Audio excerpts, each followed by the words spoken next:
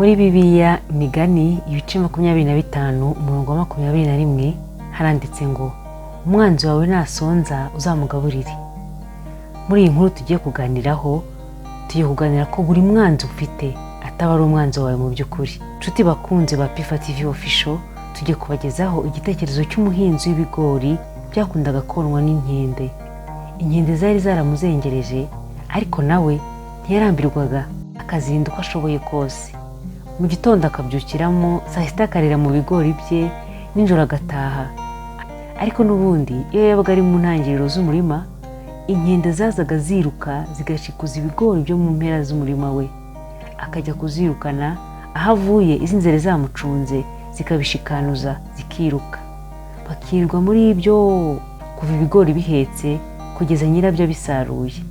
Inkende zikamwanga urunuka kuko zumvaga zibuza kwirira. Naho akazanga pe kuko zamwangirizaga ibigori bye. Zikamutuka, zikamuhimba amazina, ariko ntacogore. Akazirukana akazitera amabuye, se bari bahanganye hasi no hejuru.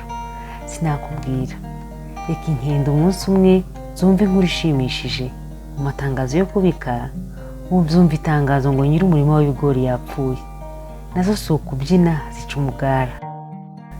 Ibigori zirabirya, zibirira mu murima, ibindi zibijyana aho zabaga, ariko zirishimisha pe. Zikora iminsi mikuru.